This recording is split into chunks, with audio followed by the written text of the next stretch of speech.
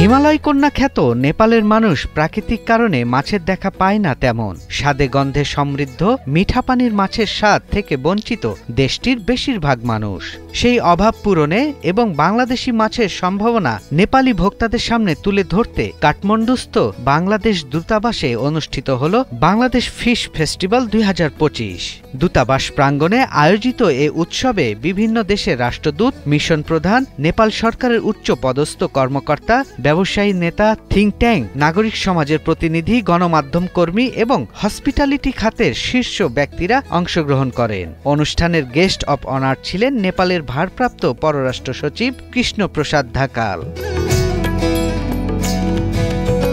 উৎসবে বাংলাদেশের রুই, কাতলা, আড়, বোয়াল, পমফ্রেট, গলদা সহ বিভিন্ন জাতের মিঠা পানি ও সামুদ্রিক মাছ অতিথিদের বিশেষভাবে মুগ্ধ করে। এর মধ্যে কাটাছাড়া ইলিশ এবং সর্ষে ইলিশ ছিল প্রধান আকর্ষণ। পাশাপাশি লবস্টার, কোরাল, চিংড়ি টেম্পুরা অতিথিদের ভোজন বিলাসে নতুন মাত্রা যোগ করে।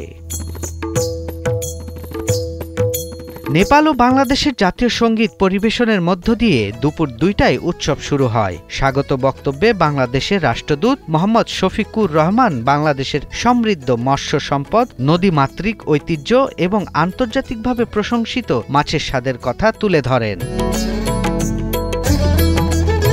ফেস্টিভ্যাল উপলক্ষে দূতাবাস প্রাঙ্গণে বাংলাদেশ ট্যুরিজম বোর্ডের রঙিন পোস্টার ও বাংলাদেশের ইতিহাস ঐতিহ্য বিষয়ক প্রদর্শনী স্থান পায়। প্রথমবারের মতো কাঠমান্ডুতে এ ধরনের আয়োজন করে বাংলাদেশ দূতাবাস, যেখানে 150 জনেরও বেশি অতিথি অংশ নেন। নেপালের বিভিন্ন মিডিয়ায় এ উৎসব ব্যাপকভাবে প্রচারিত হয়।